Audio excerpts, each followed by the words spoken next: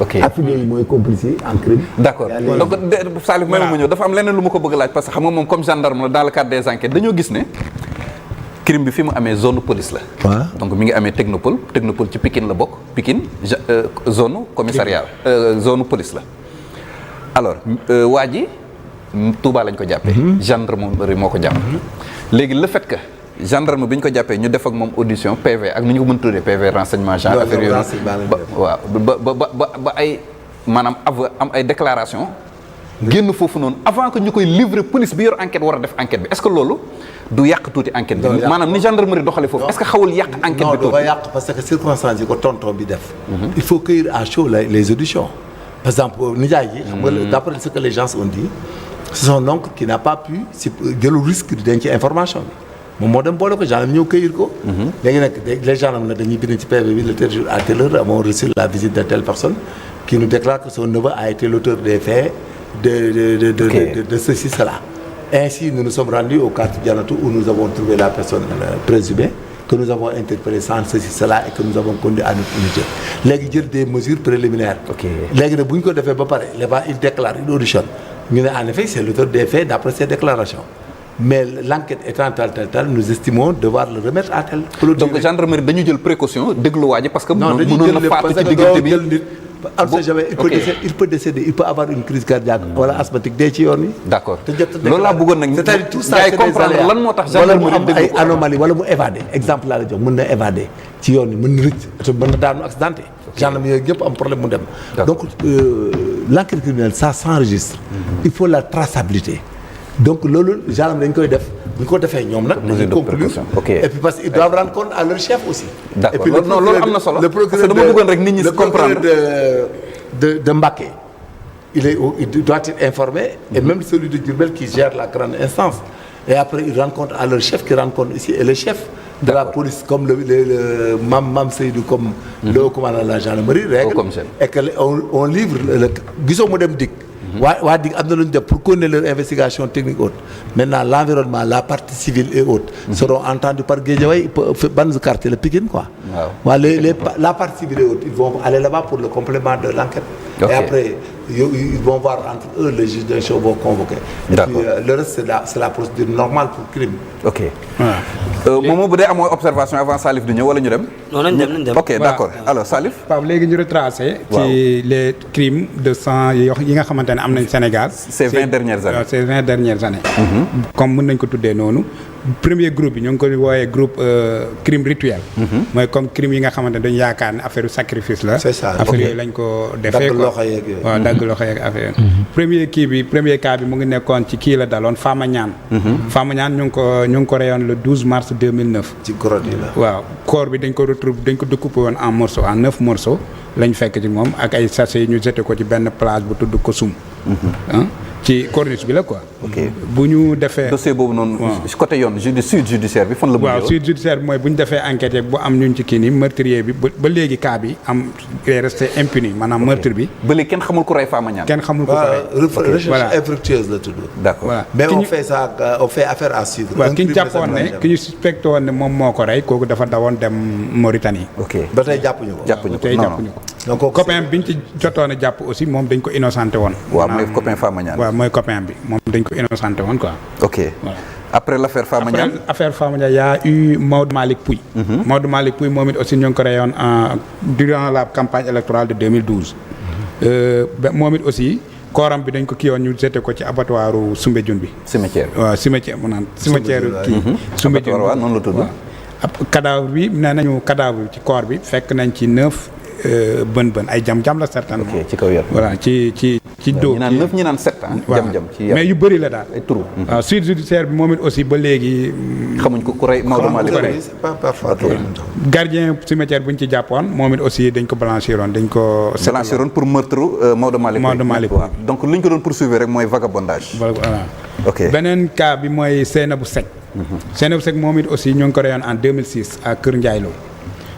moom it aussi corps gi le corps sans vie boo xamul ni koy waxee ci wolof ci benn verger lañ ko sànni woon quoi benn tool bu yaatu lañ ko fekk tête bi ak ñaari tànk yëpp dañ leen a yóbbu voilà voilà moom donc aussi- parce que moom da doon jàngi école ànd ak rakkam bu góor am benn waay bu ko woon ne ko dama la woo rakkam bu góor bi mu àndaloon ne ko dama lay yónni ci boutique ba ba rakk bi góor bi demee ci boutique ba di ko jëndali la mu ko wax ci la jël xale bu jigéen bi daal di ko yóbbu bi ñu demee ba quelque temps ci la benn xaj doon dugg ci tool yi noonu rek bu sulli corps bi ñu daal di gis ne fekkuñ ci moom bopp fekkuñ ci moom ñaari tànk léegi nag am na benn caq boo xamante ni moom la doon takk ci parents mi caq boobu ak robe bi nga xam ne moom moo desoon ci yaram bi ci la ñu basé wu bu mën koo identifier donc l'affaire Seynabou Seck ci wàllu léegi yoon nan la boobu suite mujjee bi waaw suite bi mooy ñetti suspect yi ñu ci arrêté woon mooy Mansour Kandji Ibrahima Samb ak Abdoulaye Diallo dañ leen acquitté woon en 2010 Cour d'assises. cour d'assises la woon quoi d'accord voilà quatrième kii bi mooy Fassiré Thiantanga Fassiré Thiantanga moom benn xale bu ndaw la woon bu ñu rayoon moom it dañ ko retrouvé woon mu dee ci benn kii nii ci mais kiiwu loxo bi dañ ko dindi woon Loxo bi dañ ko poignet dagg. dañ ko dagg yóbbu poignet bi quoi D'accord. à Kédougou c'était à Kédougou ok donc boobu mooy groupe 1 bi mooy les crimes rituels ou sacrifice humain waaw bu sacrifice humain nga D'accord. xamante ne dañ jàpp ne loolu lañ leen rey dañ koy supposé quoi. voilà deuxième groupe bi mooy des meurtres politiques mooy ñi nga xamante ne certainement ci ay affaires politiques c'est lié à la politique c'est quoi lié seen à la faatu politique premier dossier bi mooy Oumar Lamine Badji moom moom nekkoon na président conseil départemental C'est à bu Ziguinchor. Conseil régional. conseil régional maanaam départemental bu Ziguinchor moom it dañ ko rendi le 30 décembre 2006 jour de tabaski la woon quoi crime bi moom mu ngi woon am ci biir këram à Sindian Sindian Sindian Sindian ça se voit que miinoo Casamance de Sindian Sindian bu Mbour alors donc le meurtre de Oumar Lamine Badji naka la mujjee woon ci wàllu yoon moom aussi Afang Sané ak Oumar Sané ñoom lañ ci jàppoon ñu condamné leen à 20 ans de prison moom même kii di Arfan moom dafa décédé woon en prison en 2017 Ok. mooy bu ñu ko jëlee di ko transféré du camp pénal Liberté 6 jëm fële Prison Saint-Louis. prison Saint-Louis ci yoon bi la décédé quoi dafa décédé comme malade wala dafa tëb wala accidenté. bon loolu la ñu annoncé woon de loolu lañ ci amoon waaw dafa amoon jafe-jafe ci wàllum wér-gu-yaram léegi bañ ko transféré yóbbu ko hôpital nag mu mujjee kii donc kii rek moo desoon ci kaso beneen victime bi mooy Chérif Dino Samsidine Nema Aydara non je connais moom aussi chargé de mission la woon comité des sages pour la paix en Casamance Casamance ok moom it dañ ko rayoon dans la nuit du 20 décembre 2007 un an après kiiwu presque bu Oumar Lamine Badji bi quoi suite judiciaire bi moom it ñi ñu ci accusé woon ñëpp dañ leen acquitté en 2013 ok cour d'assises ñoo leen acquitté maanaam dañ leen a setaloon dañ leen a setaloon waaw donc fi ñu toll nii xamuñu kan moo rey Chérif Dino Samsidine Nema Aydara voilà troisième Cas bi. cas bi mooy Fatoumata Matar Ndiaye Fatoumata Matar Ndiaye moom aussi dañ ko reyoon dañ jàpp ne chauffeur am moo condamné nañ ko ci chauffeur am moo ko rey le jour du Magal de Touba le 19 novembre 2006 2016 autant pour moi le crime a eu lieu à Pikine Khourou Nara suite judiciaire bi mooy Samba Sow mooy ki ñu jàppoon ne mooy chauffeur am di bàcc dañ ko condamné woon à la perpétuité ok léegi dossier bi mu ngi en appel ñu normal ngi xaar procédure d'appel voilà ok beneen dossier bi mooy affaire Ndiaga Diouf bi mooy affaire Ndiaga Diouf buy impliqué le maire Barthélémy Dias moom aussi ci nervi yi nga xamante ne dañ leen envoyé woon pour ñu attaquer kii bi mairie Mermoz Sacré-Cœur mairie Mermoz Sacré-Cœur bi en 2011 moom suite judiciaire bi maire Barthélémy Dias a été définitivement condamné à 6 mois de prison ferme pour coup mortel waaw pour coup mortel et non pour meurtre voilà c'est léegi bon à préciser voilà donc boobu moo doon groupe 2 bi ah mooy les meurtres liés à la politique. meurtres politiques Voilà. ok ñu dem ci beneen groupe catégorie 4 bi mooy les dossiers de meurtre en cours d'examen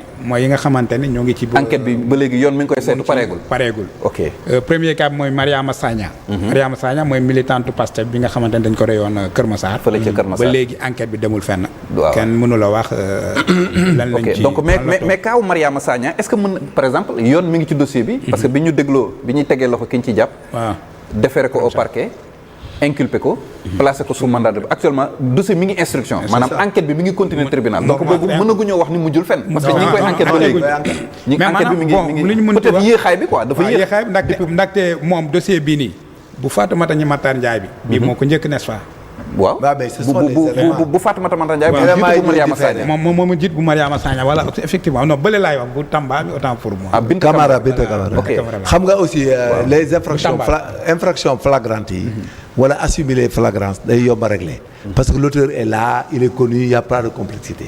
Fatma Ndiaye, la femme là, Mata Ndiaye, c'est son chauffeur qui l'avait tué, non? Et puis il avait des problèmes, après il a reconnu qu'il avait des problèmes à régler. Voilà, kooku du nekk problème. Mais xam nga il faut que Sénégalais xam ne procédure pénale dafa am 3 phases pour régler un problème judiciaire. Il y a la phase police judiciaire, la phase instruction et la phase jugement. Maintenant nag pour certains faits, c'est l'instruction où ça flotte parce que c'est la complexité. Le juge ne peut pas envoyer quelqu'un en besogne parce que c'est pas sûr, c'est pas évident, les éléments ne sont pas réunis. Su demee aussi in dubio pro reo, le doute profite au délinquant. Boo ko defee aussi c'est une perte de temps parce qu'il sera acquitté. dañ koy bàyyi mu dem quoi et puis peine perdue la quoi. Boo tax instruction yi dafa war a sérieuse ba nga xam li ñuy def lan la quoi. Voilà donc bu weesoo dossier Mariama Sagna yaakaar naa am nañu image am sax ci côté réalisation bu weesoo Mariama Sagna am na yeneen meurtre yoo xam ne ba léegi yoon mi ngi koy saytu. mooy Fallou Sène étudiant bu ñu reyoon à l'université Gaston Berger. dañu yaakaar ne benn gendarme moo ko rey. boobu aussi dossier bi boo xoolee kii nii comment il s'appelle encore l'actuel procureur. moo nekkoon booba Saint-Louis. fële ok defoon na ci conférence de presse. mais dernière conférence de presse su Serigne Bassirou Gueye avant moo quitté parquet bi. ne woon na ne envoyé nañu ndaxte dafa am procédure bu ñu war a suivre saisir le ministre des forces armées. pour ñu mën a saisir au commandant de la gendarmerie pour ñu mën a livrer. délivrer ordre de poursuite. ordre de poursuite contre le gendarme. ok xam naa nag foofu lay xaw a yéexee. non là-bas les gens oublient qu'ils soient magistrats ou non. Il y a ce qu'on appelle les faits justificatifs. Mais aussi au maintien de l'ordre dafa am 2 théories dans l'usage des armes au maintien de l'ordre. La première théorie c'est l'usage des armes hors le cadre d'une réquisition spéciale. Dafa am usage des armes dans le cadre d'une réquisition spéciale avec sommation légale ñu ne tirer feu tout ça nga tirer dafa am usage des armes hors le cadre d'une réquisition spéciale et puis c'est bien énuméré léegi ci la légitime défense bokk mais gendarmerie dafa am décret 74 574 du 14 juin 1974 qui stipule les cas dans lesquels les gendarmes peuvent faire usage de leurs armes hors le cadre d'une réquisition spéciale. Mooy lorsque les violences sont telles qu'elles ne puissent être vaincues outre que par l'usage des armes. Et que celui qui alkaati bu ñu ko attaqué am na droit tirer. Voilà c'est-à-dire alkaati ak gendarme ak policier surtout les gendarmes boo leen tegee violence boo xam ne amuñu benn pexe lu dul utiliser leur arme ils l'utilisent pour faire interrompre. dara du leen ci fekk. te l'acte mais fii boobu yoon moo leen ko. fii nii dañu romb foofu ndaxte actuellement ñu ngi naan ci ordre de poursuite maanaam. procureur waaw loolu c'est la procédure mais au bout du rouleau non au bout du rouleau c'est-à-dire on ne dit jamais fait justificatif en phase police judiciaire fait justificatif bu ñu koy wax day dem ba juge d'instruction moo koy mën a statuer wala jugement bi mais yooyu c'est des choses c'est comme nga ne nit circonstance atténuante wala nga naan excuse de provocation autre nga bëgg ko régler à la police wala procureur yooyu c'est pas possible ça se règle devant le juge d'instruction moo tax ñu ne ordre de poursuite bi dans la forme soo demee procédure bi sax fin na ba na procédure boobu boo demee day jeex parce que gis nga la gendarmerie surtout quand la gendarmerie quand elle sort elle est commandée tout est ordonné tout est réglé. Donc quand vous exercez des violences extrêmement graves sur des gendarmes mais vous exposez votre vie parce que c'est appris et c'est permis que là-bas lorsque les violences sont telles qu'elles ne puissent être vaincues que par des armes on en use ñu ne lorsque les embarcations papes les personnes que nous gardons ne peuvent être et les installations ne peuvent être gardées que outre que par l'usage des armes gis nga tey gendarme bu ñuy garder xam nga dama ko doon wax ba les pas passé gars yi weddi ko gis nga tey buntu kër Ousmane Sonko ak kër Diomaye tey ku dof la daan rek bay jéem a dugg par la force mais da dooyee alaxira da ngay romb alaxira c'est comme ça que ça marche dans les institutions. wala nit bu jógoon tey jii dem ci palais. waaw garde rouge taxaw nga ne da ngay forcer pour. non c'est que fii ok noonu la mel. y a ce qu'on appelle xam nga bon les franchises universitaires bi xam nga gars yi ñoo ngi koy wax. franchise